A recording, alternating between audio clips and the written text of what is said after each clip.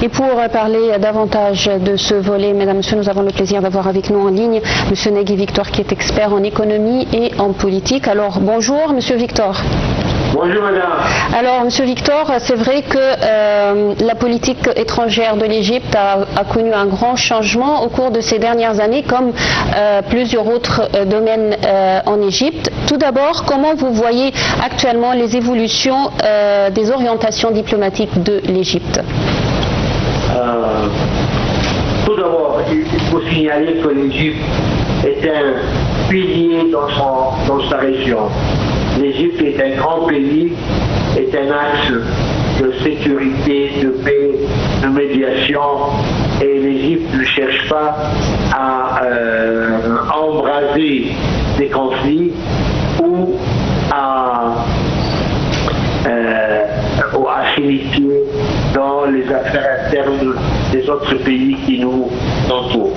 De cette position, l'Égypte a une diplomatie pragmatique de non-alignement et de diversification. L'Égypte n'a plus de relations bilatérales avec une seule puissance. Non, l'Égypte commence à diversifier ses relations, que ce soit avec les États-Unis, que ce soit avec la Chine, que ce soit avec la Russie, et cela dans tous les domaines, que ce soit dans le domaine économique, au point de vue importation de denrées importantes pour l'Égypte, tel que le blé qu'on peut importer du Canada ou de la France, même dans le milieu militaire.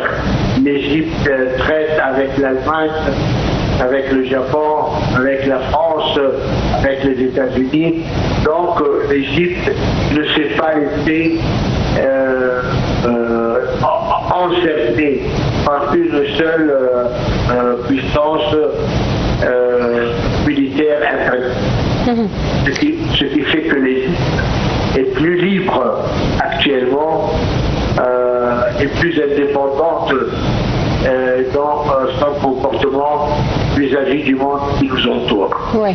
Alors, M. Victor, on voit également récemment la position de l'Égypte, c'est-à-dire dans le monde entier, et on voit la position de l'Égypte au sein des grandes institutions internationales récemment. L'Égypte fait partie de la plupart des institutions internationales, soit en tant que membre, soit en tant que personnalité égyptienne qui travaille dans des positions très importantes au sein des différentes institutions internationales, et cela aussi c'est grâce à la diplomatie égyptienne et de la réussite de la diplomatie égyptienne au cours de ces dernières années. Très belle question, madame. Il faut signaler que l'année 2025 était une année exceptionnelle de succès électoraux internationaux. Qu'est-ce que cela signifie? L'Égypte, on va prendre des exemples. L'Égypte qui mène la cause palestinienne depuis les années 48 a continué à lutter pour pouvoir arriver à un feu qui a été signé à Sharm el-Sheikh par l'Égypte, les États-Unis, la Turquie, les Émirats arabes unis. Et l'Égypte joue un rôle énorme dans l'acheminement des aides humanitaires vers Gaza à travers Rafah. Donc là, il y a une réussite de la diplomatie égyptienne saluée par le monde entier. De même, les relations bilatérales avec une puissance locale dans la région, telle que la Turquie. Et la Turquie est un pays assez avancé, qui a un certain poids, qui fait partie de l'OTAN, et l'Égypte, suite à des négociations et des pourparlers avec la Turquie, a réussi à créer, à signer des accords, des mémorandums dans tous les domaines, soit politique, que ce soit militaire, que ce soit commercial, que ce soit concernant les problèmes de la région. De même, l'Égypte a l'unanimité à la présidence du Conseil exécutif du FAO. A été élu pour 4 ans. Nous savons tous que le FAO est une organisation mondiale, internationale, qui s'occupe des denrées alimentaires et de la nourriture dans tous les pays du monde, et surtout les pays en voie de développement et les pays pauvres. De même, l'Égypte a été élue au Conseil exécutif de l'UNESCO. De même, l'Égypte a fait membre actuel du Conseil des droits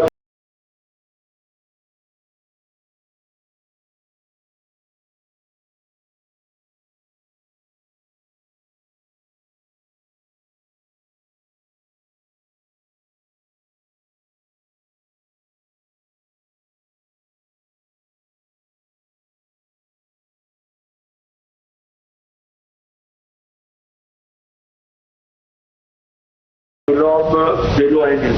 Oui.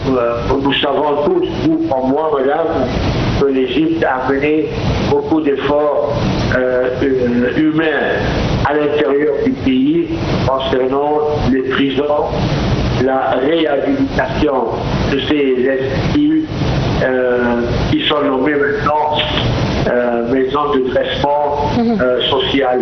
Oui. Alors, Monsieur Victor, il faut dire aussi que l'Égypte a réussi également en tant que médiateur. Maintenant, l'Égypte est un médiateur incontournable dans toutes les questions régionales. L'opinion de l'Égypte, le rôle de l'Égypte est considéré comme, c'est-à-dire parmi les plus importants, en ce qui concerne les questions régionales et internationales. Oui, oui. Je ne voudrais pas oublier l'élection de M. Khaled Annen. Oui, en tant que directeur de l'UNESCO. Khaled Annen, qui est un ami à moi personnel, qui est une personne fantastique, a été élu, et ça c'est pour la première fois qu'un Africain égyptien soit élu pour prendre ce poste. En même temps, l'Égypte va organiser début septembre une réunion officielle du G20.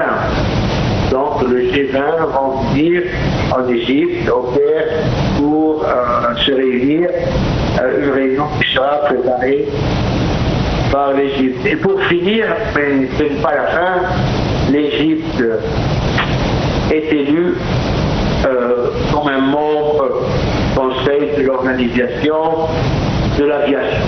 Nous savons très bien que l'Égypte possède une armée d'avions assez importante et fort évoluée, diversifiée entre avions français, allemands, et japonais, et ainsi de suite. Oui. Donc l'Égypte vraiment se trouve actuellement, si l'on regarde la carte, dans plusieurs endroits clés. Voilà. Alors, le rôle de médiation que joue l'Égypte et son rôle c'est-à-dire les efforts qu'elle déploie pour préserver la sécurité et la sûreté des pays de la région.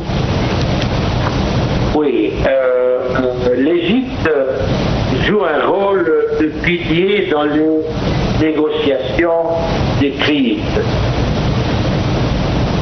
se posant sur son poids démographique, sa situation géographique. L'Égypte se trouve au croisement de 3 continents, au croisement de 2 mers, et l'Égypte possède une histoire diplomatique assez importante.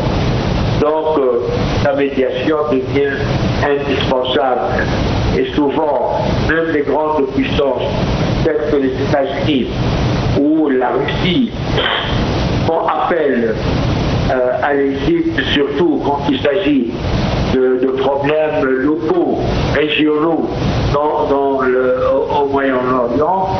Il n'y a pas mieux que l'Égypte à qui on fait appel pour des médiations et pour trouver une solution pour calmer et non pas embraser la situation.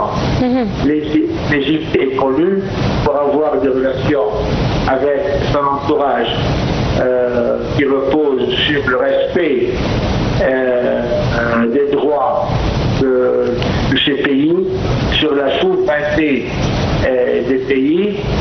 Et je pense que la diplomatie égyptienne est vachement appréciée par l'entourage, raison pour laquelle l'Égypte est sollicitée à chaque fois qu'il y a un problème. Alors, monsieur Victor, une dernière question, si vous vous permettez.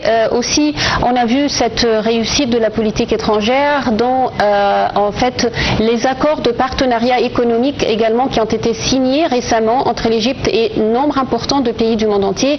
Et on peut dire que l'Égypte maintenant possède des partenariats stratégiques, économiques importants avec presque la plupart des pays du monde. C'est vrai, madame, c'est vrai. Mais je pense que l'Égypte, depuis l'arrivée de notre président ici au pouvoir, porte une attention spéciale envers l'Afrique. L'Afrique qui était, d'une certaine façon, délaissée, mise de côté le temps du président Moubarak.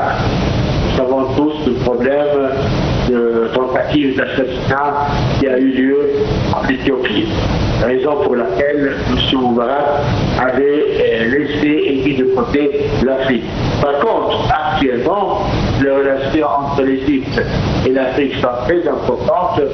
Pourquoi? Parce que l'Égypte possède les cadres, possède l'intelligence, possède les universités, possède le savoir-faire, raison pour laquelle l'Égypte a construit le haut barrage de Julius Nyerere en Tanzanie. Ça, c'est juste un exemple. Il y a pas plusieurs autres projets en partenariat avec les Africains, surtout dans la fabrication de l'énergie propre et durable. En plus, l'Égypte participe avec les pays africains dans la culture, les moyens modernes pour économiser l'eau et pour profiter de la fertilisation des terrains africains. Mais je répète, l'Égypte est l'Égyptien le plus vieux agriculteur au monde depuis l'histoire.